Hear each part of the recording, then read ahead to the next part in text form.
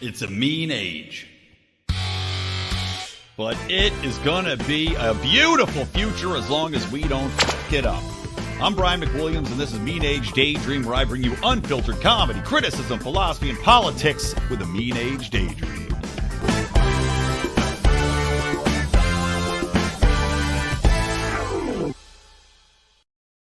Welcome to Mean Age Daydream as we stand on our island of rightitude amidst the collapsing financial system. I have a wonderful guest here today to join me, the one and the only Clint Russell from Liberty Lockdown. Hey, Clint. What's up, Brian? How you doing, buddy? I'm good, man. I don't have any money in Silicon Valley Bank, nor Signature Bank, nor I think First Republic. Is that the other one that's on the chopping block that they're looking to take it over?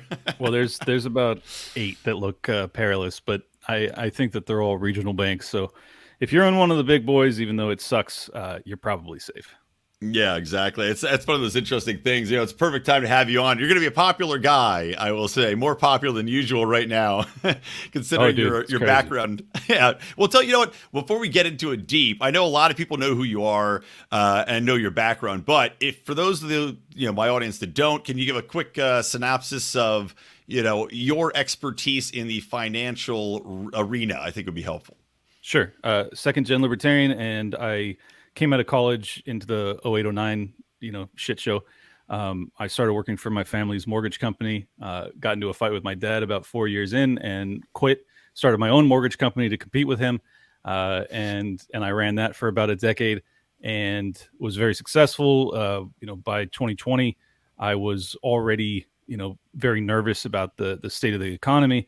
Then the lockdowns happened, the printing happens, the uncertainty happens. And as a fiduciary for my investors, I just opted to shut down my company. And a month later, I started Liberty Lockdown, started to, try and speak out about the insanity of lockdowns. But because of my, my finance background and Austrian economics background, I really, I kind of filled a dual purpose niche. And that's now, what I'm doing is I'm just trying to educate people as to why all of this financial malfeasance exists and why it doesn't need to be this way.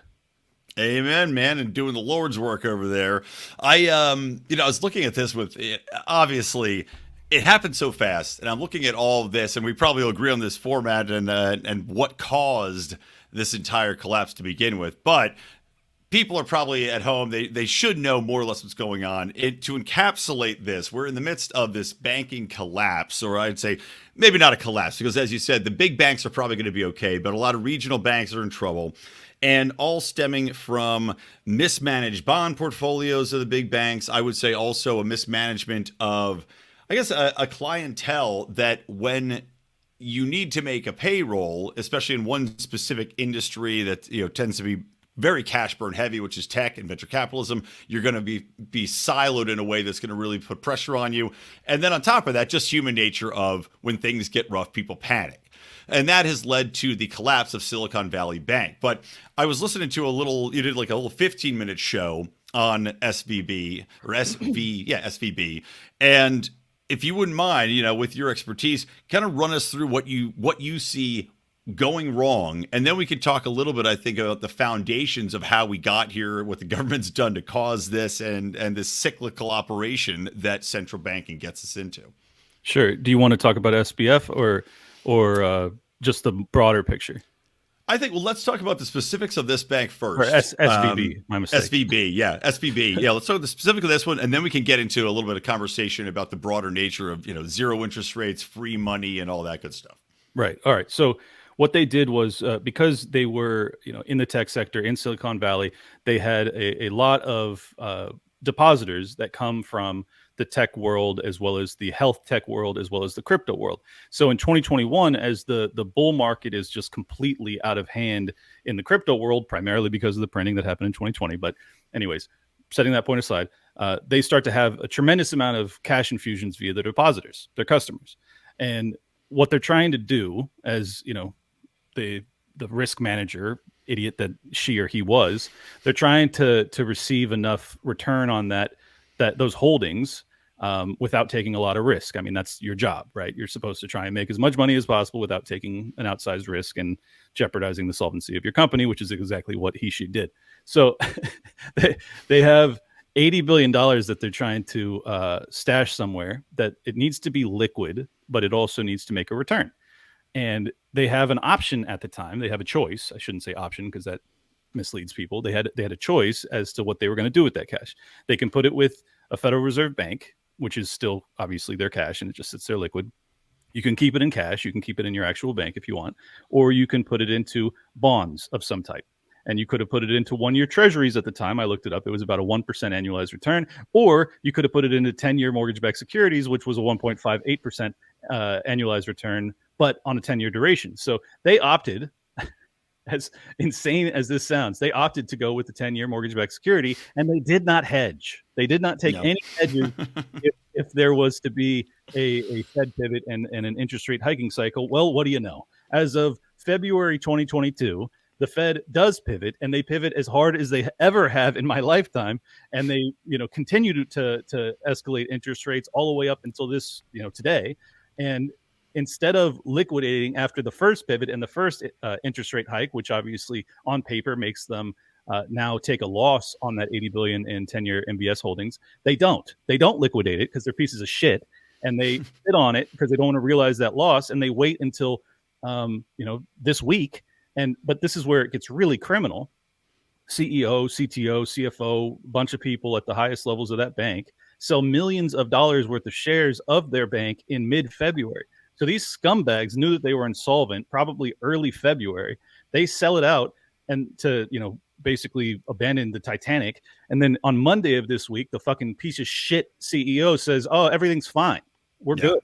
So this dude's already cashed out $3 million, and he's telling all of his shareholders, who he has a fiduciary duty to, legally binding him to put their interest over his own, and he doesn't. Fraud, prison, forever. So yeah. But of course, we'll never see that. Yeah, the odds of these people being prosecuted is 0 and nil. I mean, it almost reminds me of, well, it does distinctly remind me of all of these instances in the past. Like, have you ever read a book called The Creature from Jekyll Island, or heard of that book? Fantastic book. It really goes through the history of central banking, and you're seeing this play out before our eyes. It is quite literally the exact thing. It's history repeating itself, because every time we've had centralized banking in the United States, which the founders explicitly were against, or at least the majority of them were explicitly against. All the good ones were. All the good ones, exactly. We're against this centralized banking for this exact reason. We're against, unsound currency that wasn't backed by specific gold. We're against printing of paper money and these slips which accounted for nothing.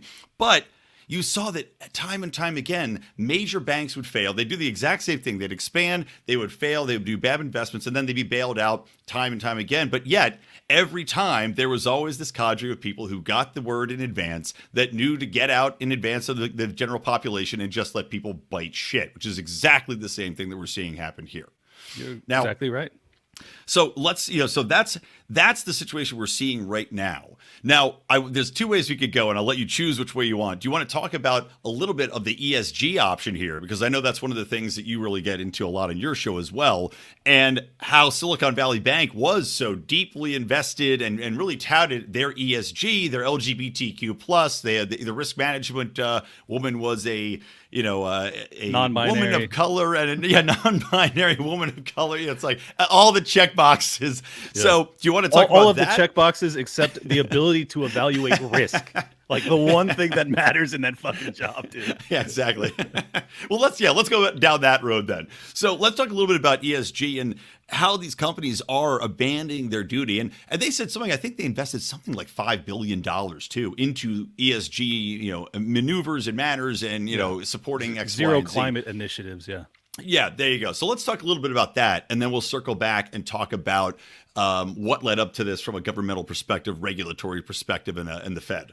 Yeah, I mean, honestly, you covered it pretty well. I just would add that many of their companies that they service are also woke ESG type. I mean, it's Silicon Valley, so it's like exactly what you would expect all San Francisco-based businesses to be about. So it's just a bunch of people that I despise and despise me.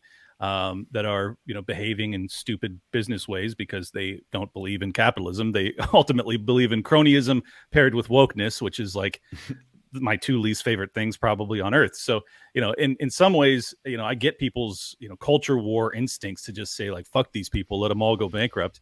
But the reality is like, you will pay a price too. Like, I don't think people understand that, like, if you allow bank runs to happen nationally and you don't have intervention, then you have bank runs everywhere, and you have, payroll that stops, and you have food shortages and labor shortages and all sorts of crazy shit that like I don't think anyone's really prepared for. So unless you're prepared for that, then by all means just scream end the Fed and scream no ballot. Like, that's fine. I stand with you. I'm actually better financially insulated from this than pretty much anyone that I speak to on through my show. But people still like are mad at me because I won't just say like no bailouts, fuck them, let's have the Great Depression now. It's like, hey, okay, but I don't think you guys are as ready as me. So like, are you sure that's what you want? Because it's going to be painful as a motherfucker. And also on top of that, we're on the precipice of World War III potentially with both China and Russia. And it's like, what happens when empires enter kind of their last blowout phase of financial malfeasance? Oftentimes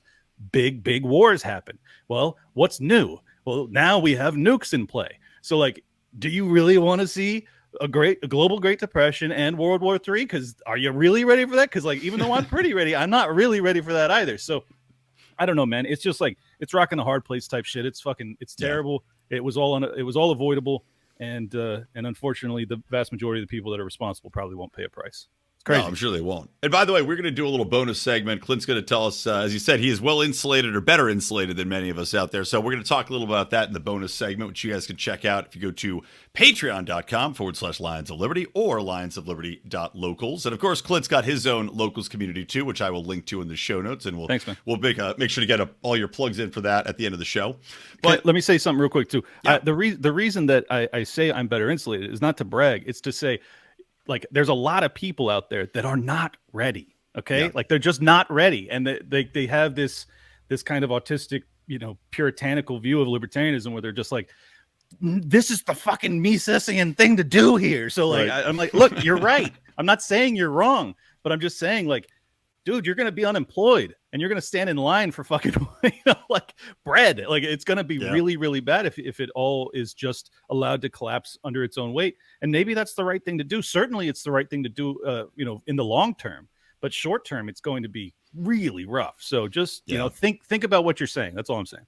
Well, like you said, we're without a doubt in the rock and hard place scenario here, because what the Fed's done, and so we'll talk about the historical context of this. So when we talk about the Federal Reserve, we talk about going down, interest rates, adjusting how the market operates, setting these, interest rates which are absolutely insane, giving away essentially free money to these, to banks, causing inflation. And of course, what happens when you get rid of fractional reserve banking, any limitations on it, which now you need less than 1% in your bank. Right. So free money, zero interest rates lent out, then it's exponentially increased by banks lending it out to people on top of that. And so it's, and then derivatives on contracts. Top of inflationary. Yeah, and then derivatives contracts, and then there's a whole bunch of other financial innovations and instruments that have been created over the past 20 years that allow them to lever up on the back end even more so. So it's like, people don't understand how much leverage exists. It's astronaut. It's like unimaginable, unthinkable, unprocessable for the human mind. It is fucking quadrillions of dollars. That's what we're talking about. 100%. So we've got that situation in place, right? And on top of that now, so the Fed's choice, as you said, we talk about the rock and the hard place. They're faced with this option because we have all of this money given out during the pandemic, trillions and trillions of dollars. That we have an inflationary spiral which they have to stop. So, like you were saying earlier, they put in all of these measures as fast as possible to stem the inflation. Great. But at the same time now, you also have, as you said, a potential World War III looming. But at the same time, we also have the potential of the dollar being ditched as the world currency. And that becomes especially prominent when you do have saber rattling with Russia and China at the same time, which is just going to make them glob together to form a union that's going to combat NATO and disincentivise them from using money. I think Russia's already pulled back from using dollars in their oil sales. They didn't have a choice. Their cash was seized by the hundreds of billions at the beginning of the Ukraine war. And now it's being threatened that money, instead of just being frozen, is actually going to be seized and given it to the Ukrainians to rebuild their nation. And then on top of that, you had them kicked off of SWIFT, which forced them to start using electronic payment processing system that China operates off of. And then on top of that, you have China, who just brokered a peace between Saudi Arabia and Iran. Saudi Arabia, who had been the underpinning of the petrodollar system after we came off the gold standard in the 1970s, they had been selling their oil exclusively in US dollars. They, in December of 2022, they have already come out and threatened, saying, look, we are open to the idea of selling our oil in yuan, the Chinese currency. So like all of the dominoes are there. And like our government is ushering the first domino as hard as it possibly can. And I'm just over here like, what are you guys doing? You know, like it's so dangerous on so many levels. And I think that most people are not privy to the higher level concerns. Like a lot of people are just like, is my bank account going to be solvent? It's like, dude, this is so much bigger than that. Oh, yeah. Yeah. I mean, you're talking about catastrophe on without a doubt, a worldwide scale. You're talking about entire financial systems collapsing, which is essentially what we're talking about here. And like I said, now the Fed, what do? They can either lower interest rates, right, to try to stem this banking collapse and try to give these people more money and, and stabilize the system, or they go down and risk, again, if you continue to inflate, though, you risk the people dropping the dollar. Now, I think that the option, they've said that what they're going to do is not a quote unquote bailout, but I don't know if you saw what they are doing, which I thought was pretty ridiculous, which is that they're creating these bridge banks from the FDIC. They are stepping in, and they announced a quote unquote loan program, which is, I repeat, not a bailout, according to them, but what it's called the Bank Term Funding Program, BTFP, and it offers loans up to 1 year in length to banks, savings associations, yada, yada, yada, yada, pledging U.S. treasuries, debt, and mortgage-backed securities as collateral, right? Banks will be able to borrow against their assets at par, aka face value, until they are solvent enough to pay these loans back. And of course, these loans are interest-free. Can I break something down? Because it's really important. Oh, yeah, by all means. All right. So the reason that I wanted to interject is because it's very important that people understand the reason that they're doing this is not because of Silicon Valley Bank. It's because what they have done in this hiking of interest rates over the past year so aggressively is that there are a ton of banks out there. I don't know. I don't have the figures because the regulators don't actually disclose this stuff, but I hope someone, finds this information.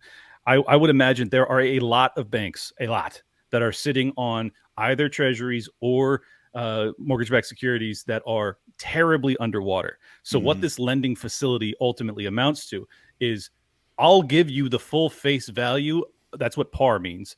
Of these debt instruments that you're holding as assets, but in reality are massive losses that are sitting on your books unrealized. Exactly. That's what it is. You just nailed it. That's exactly where I was going with this, man. It's so funny to me that they're saying, we're going to be on par based on your assets when these assets are completely overvalued. You know that these books are cooked, and we know that they're, the leverage these banks have is so low, and like you said, they are underwater. It's insane. To not call it a bailout is absurd on its face, but again, they're doing this as they're trying to have their cake and eat it too. And exactly right. Exactly right. So where do you think we go from here? I mean, if you were to guess, where do you think the U.S. is going to go? Do you think they are going to bring the interest rates down in addition to this move? Well, that's the whole problem. The rock and the hard place scenario is like, if they pivot and Powell says, okay, I'm going to cool out, I'm going to chill and I'm going to drop a quarter point as opposed to raising a quarter point or a half a point like he was planning to. Then the whole like inflationary spin, starts to churn up again. And risk is back on, and people start to borrow and lend more aggressively once again. And basically, like, now you have a backstop, a perceived or real one that is essentially saying, easy money days are back. And also, we've now assured all depositors to an unlimited amount in any bank in America, which is what that declaration Sunday night amounts to. I mean, you just increase the moral hazard that exists within the system, and you allow for the bubbles to inflate further, which means that ultimately the price that you pay and the pain that you experience increases down the road. So, like, I don't fucking know, man. This is why I'm so nervous, because, like, I just don't know. Like, no matter what they do, it's not going to be good for us necessarily. And either way they go, it can whipsaw and ultimately end in disaster, and like a really severe disaster. So I don't know. I wish I could tell people, but this is why, I mean, we'll cover it later on, but why I think hedging your portfolio is the only way you can play this until you have, real clarity as to how this plays out. It's just impossible to put all your eggs in one basket. Yeah. Yeah, I would say so. And what was interesting, and I don't know if you've caught this, but it's something I wanted to talk about when they talk about Signature Bank, right? Now, Signature Bank was in New York. The Fed seized that, or the FDIC took over this bank, and Barney Frank, of course, is famous for this Frank Dodd legislation, bank regulation, and now, by the way, just on a side tangent, there was something like 300 CEOs in Silicon Valley which signed a letter demanding more regulation of the financial industries, as if it drives me insane, as if the regulation has ever done anything to stop them, and as if regulation isn't going to actually make the problems worse, in my opinion. As if the banks aren't one of the most heavily regulated industries in the world. The fucking world, dude. Like, exactly. It's so preposterous, but yeah. And you talk about, how also, the big banks are safe because the big banks have the capital, they've got the backing, they've got the regulatory arm on their side. But also, if you get rid of the regulations, deregulate, and actually allow more small banks to pop up, those small banks are going to be insulated. They can make their own standards that how they operate might be to have a higher level of reserves in the bank that they assure their customers. There's more options available with less regulation. But no. Yeah. No, we're headed in the direction, and that's actually an important thing. I'm glad you brought that up. Because these mid-sized banks are the ones that are now insolvent, because you have full guarantees of bailouts for JP Morgan Chase and Bank of America and all these other big boys. What this amounts to is further incentive for the big boys to acquire more of the mid-size and the small banks, and it limits competition. It decreases the options for the consumer. It ultimately increases the amount of catastrophic systemic risk that exists within the system, and that's why it's really a bad option to just say all of the mid-sized banks that have behaved in this fashion, let them all go under, because what it ultimately amounts to is they probably won't go away. They'll be sold at a massive discount to the biggest banks on earth, and it's like, this is why I don't like. Yeah, fine. I'm fine with it. But I think that what you ultimately get out of that is not just bigger and more problematic banks, fewer options, but you also end up with a situation where you have more systemic risk to you and your family. And then you also end up with a better chance of the population, the average people, demanding that they begin, central bank digital currency or universal basic income or all these other new deal type of things. I really think that's what we're looking at, is probably by the next presidency or during it, for sure, there will be a real concerted effort for those types of financial vehicles. And as you know, as well as I do, there's no escape once that happens. So no, it is an end of all freedom, all liberty moment, in my opinion, when you get to central bank or centrally backed digital currencies. But this actually ties in with this what Frank was saying, Senator Frank, in that he said that in his opinion, and this is kind of odd, and I want to get your take on this, he thought that the FDIC stepped in so quickly with Signature Bank, Signature Bank had said, and this might have been blowing smoke, just like the CEO of Silicon Valley Bank had said, look, here's our balance sheets. We actually think we're in a fairly stable position right now. And they still stepped in almost immediately and took them over. Now, Frank had said, I think this is because we had a lot of crypto involved in our, I guess in their balance sheets as far as people that they were funding. And he said, this is an attack on crypto. They wanted to come in and make a statement about crypto. What's your take on that? Because I don't know. I looked at that and I went, I don't know if that's true. But at the same time, I mean, if you want to assault crypto, if you want to take it out to push forward the centrally backed digital currencies, maybe we'll see more of that. I talked to Dave about this last night because some viewer asked this exact question, and it's fair to consider that if this is an Operation Choke Point type of deal where they're trying to cut their top competitors off at the pass by undermining the banking institutions which have dedicated themselves to serving this industry.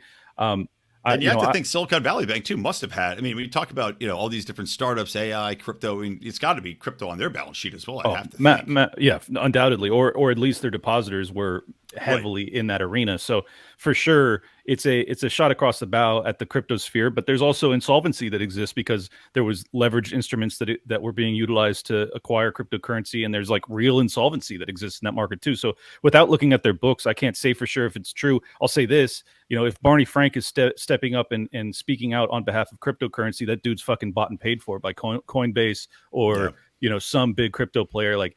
But hey, that's the way the game's played. If you have to buy a politician to try and defend the cryptocurrency market, then fine, go do it. But I just I wouldn't view these people as your actual allies. They don't believe in anything that you do principally. It's just like my I'm probably going to get my next election guaranteed because I stepped up on behalf of cryptocurrency. So it's man, I know I'm sounding really black-pilled, but I'm just trying to tell people the truth about what I see in the world. No, I'm with you there. I try to stay on the positive kick as well. Most of the time, but this has definitely been a moment in time which has shaken a little bit of my faith in the things all working out for the best. I will say that. Well, let me also add, if you don't have your cryptocurrency on any of these centralized exchanges, like you are hedged in a way that very few people in this country or in this world are. So like, good on you, golf clap, but like. It's not assured that you won't see a massive deflationary wave that really decreases your dollar value of your crypto holdings over the next couple of years too. So, you're better than most. You're in a better position than most, but like, don't relax, I guess is what I'm saying. Yeah, exactly right, man. Well, here's a question for you. Do you think? And I've argued that all of these events, I guess the bright side of all these events, in my opinion, right? And we talk about how there's a slow saturation effect that's happening in culture, I think, by seeing all of these failures so close together. Coming out of COVID, seeing the failures of the system to stop the spread of the pandemic, seeing the masks that don't do anything, seeing the failure of the vaccine, seeing the side effects of the vaccines, now seeing the inflation that's going on, seeing the war in Ukraine that's never ending, and now this. Right. That to me is a white pill in that I think the everyday person, while their basic instinct might be to say, hey, more government regulate, at the same time, I have to think that people are getting the saturation effect of, hey, everything we're being told is supposed to safeguard us and protect us and do all these things that we've complied with has failed us miserably. And this is the latest example of that. Well, so what's your take on that? And it's injured us. I mean, I think that's the important factor is like people are actually feeling this. This is not, the war on drugs where like minority communities were ravaged, but like otherwise the majority of the country really didn't feel it directly. This is not the war in Iraq where like, unless you had a relative that was deployed and was unfortunately injured or killed, then you really didn't feel it. These are the type of, tyrannical things that everyone feels, everyone. Yeah. So I think that is, it's unfortunate that that's human nature, but until they feel it personally, very few people are capable of waking up prior. And now, they're feeling it personally. And now, we have the potential of food shortages and inflation or depression. You have more and more people are going to feel this more and more personally. And it's just going to come down to like, well, they know that they've been lied to by the current political establishment. Will they buy the lies of the incoming one? I feel like that's our duty as libertarians is to say, don't buy the lies. Know that anybody that's been in the political establishment that did not remedy all of the issues that we're facing today, if they are running again saying, this time I'm going to make it right, they're fucking lying to you. And you have to put new blood in there, or you have to just completely opt out of the system, create, a parallel economy and work for yourself. And, it's just not enough to look at the political class and think that they're going to remedy this. Like, we really have to take control over our own lives.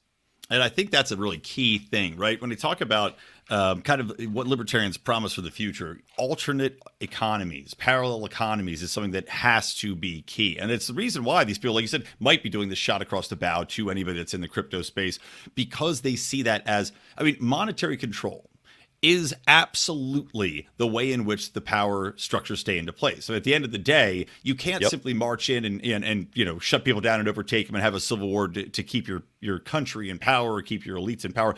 Control the financial system is the easiest, most seamless way to do that, especially when you do have access over people's direct way to access money. We saw that in Canada. It's the only way. It's the only way to control the people, really. Yeah. Yeah, I mean, controlling people's ability to buy food, send their kids, get their kids medicine, all those other things. So you're seeing that distinctly, and I Well, think that and to pay the fucking enforcement arms of the state. If you exactly. don't have that capacity, if you can't, print and borrow and keep the soldiers and the cops fed, well, then your whole regime is done. It's over. Yep. Yep, exactly, man.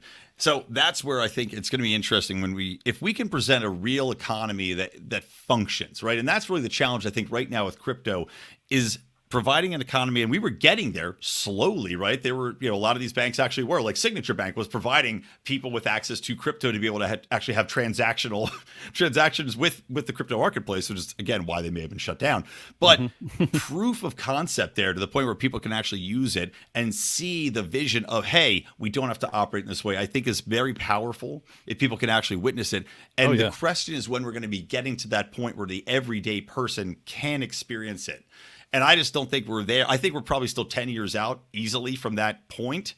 Yeah. And the question is now whether or not we'll ever be allowed to get there, or if they're going to regulate crypto out of existence, which they're already trying to do in conjunction with these central currencies.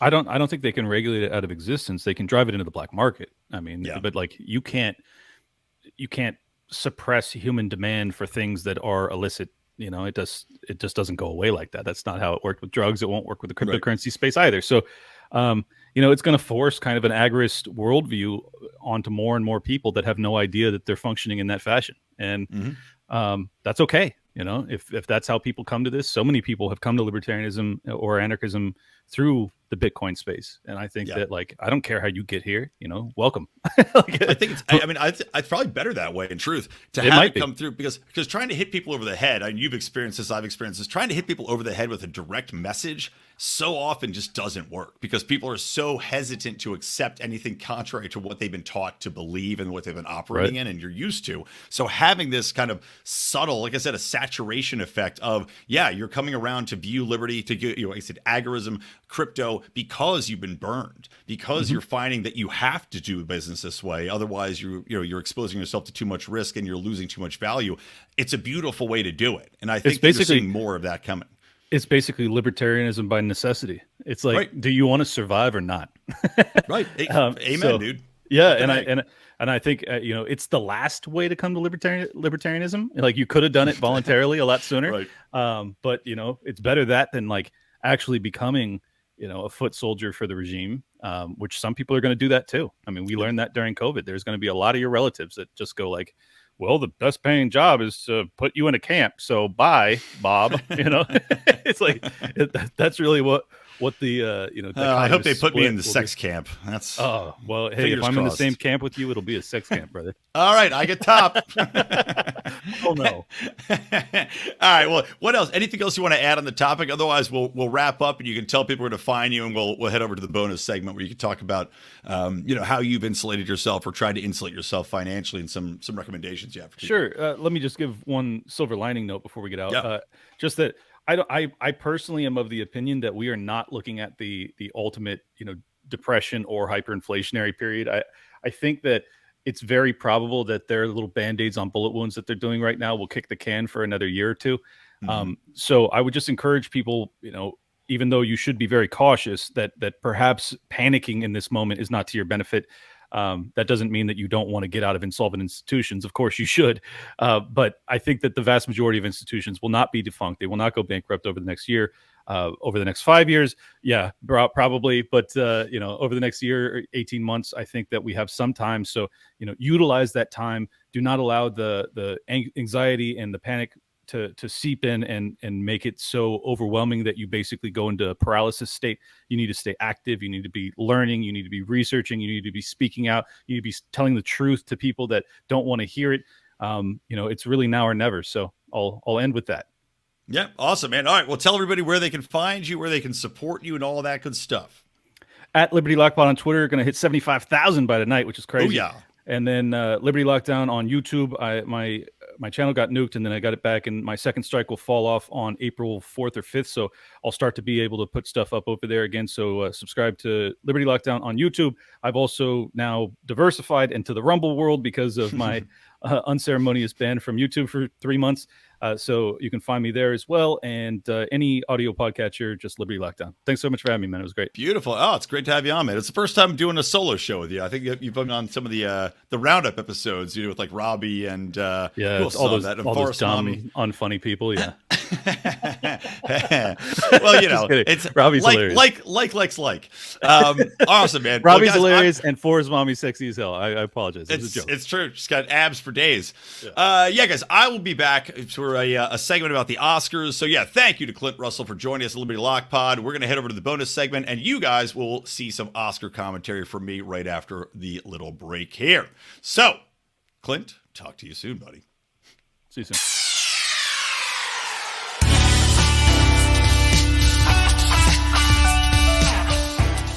Alrighty, we are back with a little bit more of me, sans Clint, and I want to talk a little bit about the Oscars because obviously I am in the space. I am working within the Los Angeles sphere here in La La Land. I work with entertainment companies, I work with visual effects companies, I work with film companies. So it does behoove me to at least pay somewhat attention to the Oscars. And as a cultural commentator, I do want to give you guys a little analysis of what I saw, what went down at the latest ceremony. Now, I know a lot of you don't watch the Oscars. I know you're relying on me. Hold on, let me move my mic a little closer.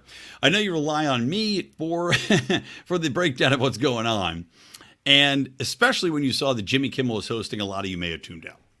Jimmy Kimmel isn't as bad as Stephen Colbert, but he's right there with the late night hosts as being one of the worst leftist political operators, basically a parrot to the establishment when it comes to democratic policies that exist. I will go on record, though, and say that I have some respect for Jimmy Kimmel in that he is still friends with Adam Carolla. Now, Adam Carolla, of course, is on the right. He is a conservative libertarian. He is not shy about expressing his opinions on what's wrong with the city, what's wrong with the government, what's wrong with the world, and how much he despises a lot of what the left has done, especially the creation of the welfare state and things of that nature, the homeless industrial complex that exists, etc. Despite that fact, Jimmy and Adam are still very good friends, and Adam Carolla actually helps Jimmy Kimmel write a lot of jokes for specials like this. And from what I've heard, he has helped him write this latest, or at least some of the jokes for the latest Oscars. So, let's jump into it and see what I've got. I've got my notes. I will say, Jimmy Kimmel, surprisingly, was apolitical for the most part. Now, he did get into some political jokes a little later in the show. Not that they were any good, because political jokes are rarely ever good, especially when they're coming from people that are of Jimmy Kimmel's basic philosophical outlook. When you're coming from a place where empirically, the dominant cultural narrative is always that of the left. Every mainstream media outlet, every comedian virtually, every late night show, every filmmaker, every celebrity, they all parrot the same nonsense, which means almost every joke that you can write that has a political bent to it is going to be predictable. You're going to see exactly what the joke is coming. You're going to see it foretold in the stars. This was no different. The most notable political joke he made, and this was not during the opening monologue, which he kept fairly apolitical, was about January 6th. It came in the guise of the editing award, and I'm not gonna pull the clip because, again, I don't feel like getting flagged for misuse by YouTube or whatever else. But to sum it up, essentially said, oh, the editing award, we know how important editing is because, a bunch of ugly people that stormed the Capitol on January 6th was edited to look like a peaceful rally. That was essentially the crux of the joke. That's not it verbatim. Yawn, of course, the crowd clapped like seals. Oh, they really got him there, as if January 6th, in its originality as portrayed in the kangaroo court trial that the Democrats in the January 6th committee put on, wasn't on its own the most heavily edited piece of propaganda ever issued to the American population. A multi-night event that was literally produced by a television producer that the Democratic establishment had hired to put all the pieces together to sell their narrative. Yet Jimmy Kimmel goes on TV and says that somehow this latest Tucker Carlson release is that's the real editing. I mean, the hypocrisy is so far beyond the pale here. And to issue this joke to this crowd with absolutely no self-awareness is mind-blowing.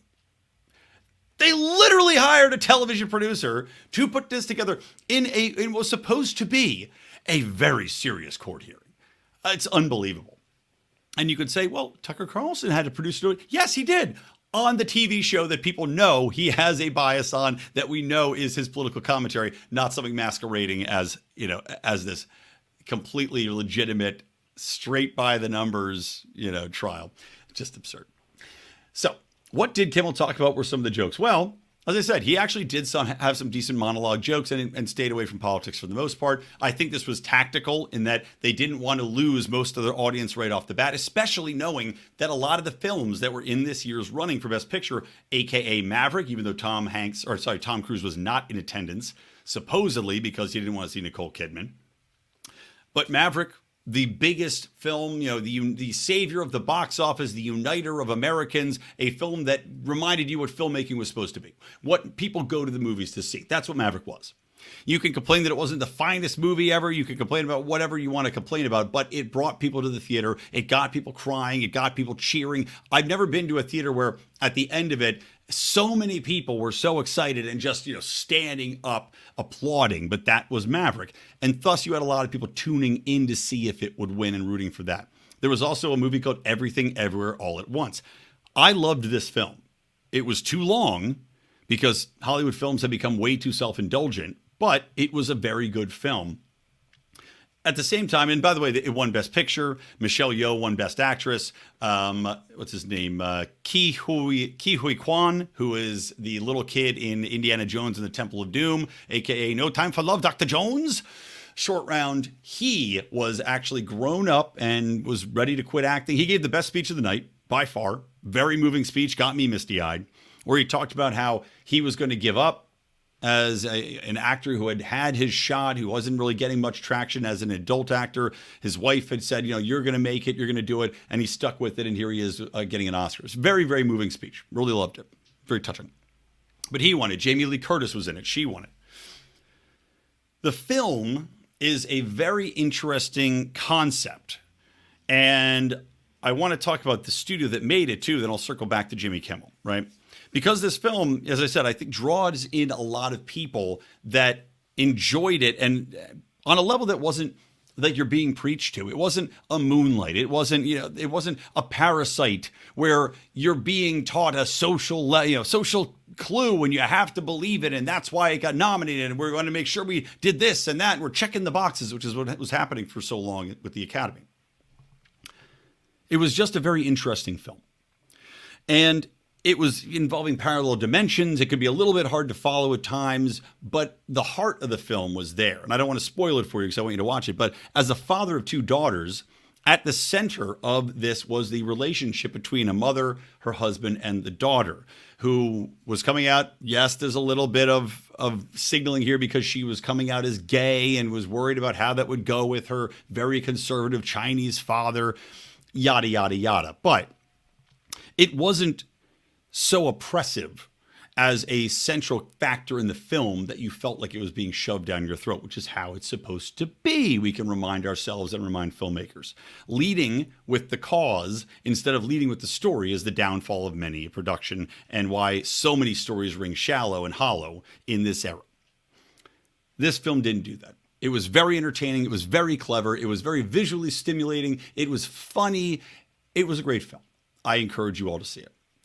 The studio that made it is called A24. Now, A24 has also made many other films. Typically, they make a lot of horror films, a lot of kind of very strange films, but they're not afraid to make films that are outside of the norm. I believe they made the film The Green Knight, which I hated. It was a long, boring, self-indulgent slog by a director I don't enjoy. That being said, I like that they made it because they're taking chances. They're not just retreading the same old pap and trotting it out for us and saying, here, idiot, spoonful this shit into your mouth and we'll give you a little sugar to make it go down, quite literally, in our Hollywood, in our theater selection of candies and Twizzlers and whatever else it might be. I like they're taking risks, and they're being rewarded with an Academy Award here. They've won several other awards. They've had more box office success than many of the major studios, despite the fact that they're an independent studio. This is encouraging for everyone because it hopefully is going to usher in another era like the 60s, like the 70s, of people making films that are actually experimental, that are intriguing, that are willing to take on topics and are not these motherfucking stupid superhero movies. They're not these stupid, let's make another movie about slavery movies, another let's make a movie about women's rights movies, which I'm sorry, but yawn, my God, how many times can you make the same movie in a different wrapper? And as I've said before, my complete belief is that they make these movies to keep us at each other's throats, to keep people being divisive and angry, because we've been doing this for 80, 100 years now, fighting this race and sex war and yada, yada. And I'm sorry, for all intents and purposes, we are an equal society. All right? There's no explicit anti-woman sentiment out there. The gender pay gap is the biggest joke ever. People are talking about that today, as I'm recording this on Tuesday. They're still banging this bullshit drum of women only get paid 84 cents on the dollar. Nonsense. Nonsense. Not true. Not true on any level. Hasn't been true for 20 years. The original company that put out that information doesn't even report it anymore because there are too many variables in place that completely upend it. And women have had so much success catching up to men, even were it true in the past, that has been erased. It's been eradicated. I have zero concern about my daughters making money and competing with men in the marketplace. Absolutely none. No rational person who knows what they're talking about or has any honesty to them believes in the gender pay gap. But yet, we continuously are fed this line of bullshit. We're continuously fed films about race, about sex, to make sure that we never forget. It is the 9/11 moment for society and for the left and for government. Yes, government as well, because what does it lead to? A divided society. And a divided society is good for the government. It's good for the elites. It's good to keep the existing power structures in place and keep you distracted and keep you pissed off. That's what it's for. I digress. Let's get back to the Oscars. So it was good to see A24 with the risk they've taken getting paid off here. Now, Kimmel's speech, the monologue, I'll give you some funny things here. There was a very funny joke about Encino Man because apparently Ke Huy Quan was in it along with the other nominee, of course, for The Whale, Brendan Fraser, which is pretty funny. Funny observation. These two, that Encino Man has inspired so many greats. That was pretty good. He had a funny joke. I think something just got delivered outside my house, probably a shed I ordered. Other thing that was pretty funny is making a joke about TV being able to do things that movies can't, movies doing things that TV can't, namely movies being able to lose $100 million. You referenced the canceled Batwoman movie, which tested so terribly because it was nothing but woke garbage that they actually just killed it off, just ended it. Take the loss.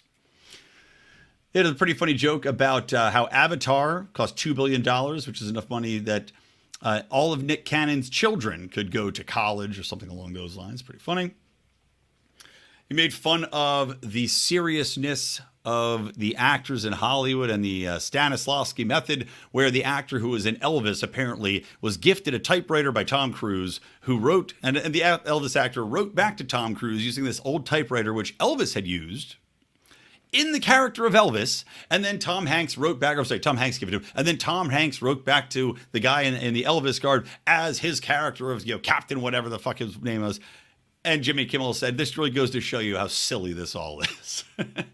Another funny line, and yes, actors take themselves way too seriously for what is essentially playing pretend. There was an interesting joke he made about Will Smith. I was glad that he addressed it and they didn't dance around it. I'm glad the Oscars allowed this to happen. In that, talking about Will Smith, he said, look, if any of you feel like you need to come up here and attack me, well, I've got several layers of protection.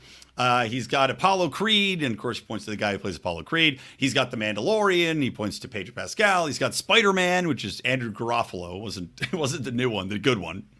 And he said, and I've got, Spider-Man here, and I've got Fableman here. And he shows Steven Spielberg. Funny joke. Appreciated it. So overall, kept it pretty apolitical. There was no real reference to COVID that I caught. There were no real references to climate that I caught. There was an interesting instance of Jessica Chastain being the only imbecile in the crowd to be wearing a mask. And hilariously, Kimmel made a joke at her expense, and they cut to her, and she had to frantically take the mask off because she's happy to virtue signal when it's her in a crowd standing out. And this is probably something her asshole publicist told her to do. Probably said, look, no one's going to be wearing a mask. You wear a mask, and then you'll get some attention because you're going to be the only one there in a mask. Who is this masked woman? Oh, it's Jessica Chastain, who, by the way, looks great. She's clearly a moron, but she looks great. So she frantically takes her mask off. And then the best part is she presented an award later. So I guess her mask really did a great job, or would have done a great job, of protecting her from COVID, if we actually are to believe that they do anything, which we know now factually they do not, from the biggest study undertaken by the most respected study organization out there. It would have protected her fantastically right up until the point she took it off to give an award out. In the room full of the same people, all the same people that she's just been sitting in for hours on end. You can't make it up, folks. You can't write something stupider than that, less sensical than that, other than maybe sitting down and taking your mask off to eat and then putting it back on to walk through the restaurant. This is the height of stupidity. But what do you expect? She's an actress. A couple other quick notes. There was a funny little tweet I sent out, which you guys can go like and retweet should you desire, where Eva Longoria had been up there giving an award. And if you don't know how Hollywood taping works, well, the chicks that wear these dresses showing off their bodacious boobs, they're all taped up, right? You tape the dress to the titty, and you tape under the titty to make sure the titty holds up because you're not wearing a bra. And of course, Eva Longoria is no spring chicken. She doesn't have breasts that can naturally stand up pert and proper like back in the old days. Not making a judgment, just stating a fact. Well, the tape must have gone off on one of her tits because as she's going up there to give the award, one of them is down about 6 inches lower than the other one. I, of course, had tweeted out that one of Eva's titties is Longoria than the other one. So there you go. Hilarious. And that's about it. I did notice a virtue signal from Kimmel. I can't even blame Kimmel from the awards ceremony because I had done an earlier episode about the nominations, and I said that I was shocked that there were no nominations for 2 films. The Woman King, starring Viola Davis, who did the worst Michelle Obama impression I've ever seen in my life. Hilariously terrible. And for Till, and I'm blanking on the name of the woman who was in Till. But I think she's the same one that was in Nope in those movies. But maybe I'm wrong. Sorry, don't get offended, any of my black listeners. I'm just trying to remember off the top of my head, and I just can't think of who it is. This is not a Samuel Jackson's Lawrence Fishburne confusion. But Till was, again, the story of a woman overcoming oppression because she's black. Till, let me look and see what Till's box office is at this time, because it was something so stunningly low that, yeah, Till's total box office, $10.7 million. $10.7 million. It's a mother vowing to expose racism after her son was lynched, right? I'm very happy this movie failed. Not because I have anything against the story, particularly as it stands as a historical document, but because, like I said earlier, they're just dredging stories up to keep people angry about racism and stop people from healing. That's all it is. We all know about racism. We know what happened. We've been taught this, as I said, 80, 100 years more. We know about it. We get it. It's part of the cultural zeitgeist. It's part of our culture. Every single person knows this. The only purpose in creating these films is to keep us angry, to keep black people angry at white people, and frankly, to make white people like me roll our eyes and go, can we just please move past this? Till $10.7 million. It would have been an outrage to me had it been nominated, but I was sure it was going to because of the virtue signal, because of what it was, and because of the push to keep this in our cultural memory, keep it prominent, keep it at the forefront. So, no nominations for Till. That doesn't mean it didn't get a mention, because Jimmy Kimmel goes up and he says, well, there's notable films like Till and The Woman King. Now, The Woman King did a lot better in the box office. I didn't see it. I've heard it was actually a decent movie. Till I didn't see either. I'm never going to watch Till. Never. I'll probably watch The Woman King at some point.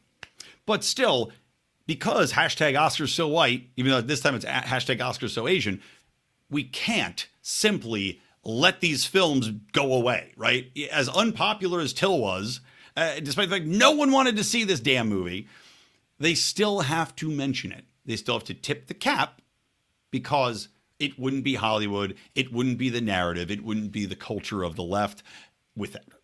So that did piss me off. Otherwise, I didn't really even notice any politicization in a lot of the speeches. Now, I did miss the documentary filmmaking category. That probably had something in there, right? But overall, people went up. They thanked their agents. They thanked the managers. They told a touching story. Nobody did a grandstanding, obnoxious speech. Then again, Leonardo DiCaprio wasn't there. Tom Hanks wasn't there. George Clooney wasn't there. Johnny Depp wasn't there. Not that I expect Johnny to do that, but Johnny Depp wasn't there. A lot of prominent, Brad Pitt wasn't there. A lot of prominent white celebrities, male white celebrities weren't there. Tom Cruise wasn't there, supposedly because of Nicole Kidman. A lot of the white celebrities weren't there either. Meryl Streep wasn't there. She loves to give stupid, long-winded speeches. So your prime candidates for getting up there and grandstanding weren't there. Now, is this intentional or not? I don't know. It certainly was curious. I mean, none of them are nominated, but still, these are big, big stars. It's odd they weren't there. And in their place, I mean, there wasn't really a lot of people to cut to in the audience that were really notable outside of the people that were nominated. And that was strange to see. That being said, this year's Oscars was 12% higher for viewership. I think a lot of that stems, like I talked about, from two of the films actually being mainstream popular, and the Academy might be learning its lesson a little bit. I think it's also that coming off of the Will Smith thing, people probably wanted to tune in to see what happens. Will Smith also not there, by the way. So we'll see. We'll see if the culture, we'll see if the industry has learned a lesson. We'll see if they pull back from their own DIE nonsense. Now, I have seen still, as I am a screenwriter trying to get a movie made, I still have seen so many calls for quote unquote diverse stories. Quote unquote, they still, NBC still got its minority screenwriting program. And it's still, if you're a straight white man, it's still going to be very difficult to get anything made or read. But I'm really hoping that goes back and that it's just based upon talent once again. Because as I've said in the past, when you get into why quality of content has gone bad, despite the fact that we have so much more being made, we still don't have a lot of shows that are really cutting through. It's still mostly trash and garbage and stuff that gets canceled after one season. You still have films coming out that nobody wants to see, and you're confused as to how they're being made and why they're being made. I'm hoping that we're going to get back to this talent leading the way and not we're going to make 1% of films from a population of 10% of America, and somehow that's supposed to be the best of the best of the best. It's statistically ridiculous, and you're seeing that happen, and I'm hoping that it's finally getting pushed back. All right, guys, that's it for me on this episode. Thanks for tuning in. Don't forget to please go and support us on Patreon, patreon.com/Lions of Liberty. I have a bonus interview with Clint on that, on diversification. We'll find out where he's got his money placed, where I have my money placed, and where we think that people should be putting cash to insulate themselves and keep themselves safe from whatever happens in the very near future, possibly, in regards to our financial system. So please join there. You can also join at Locals, lionsofliberty.locals.com. You'll get not only those bonus interviews, but of course, all of our bonus shows. You get discounts on merchandise. Depending on what level you join, you get free merchandise. And don't forget, we're going to be doing our calls at $15 level or up. We're going to have Robbie the Fire Bernstein on doing a Q&A with him. Fun little thing. You can ask him whatever you want, get a chance to talk to some of the people that you look up to and enjoy listening to. And of course, we will be there as well. So thank you. Please support the show. If you're watching this on YouTube, please hit subscribe and notify. We're finally getting traction after they took off the strikes and finally got monetized after years on YouTube. So thank you guys. Please do that. Please subscribe to the podcast, share it. And don't forget, I did a special episode of Mean Age Daydream over on the solo channel of YouTube and the solo feed for Mean Age Daydream of the podcast on Michael Knowles and his statements about transgenderism and eradication. I'll give you my take on that. Go over there and listen. All right. Thanks, guys. From me, Brian McWilliams, from the Lions of Liberty Network, from Clint at Liberty Lockdown, and from Mean Age Daydream. Keep those electric eyes on me, babe. And keep that ray gun to my head.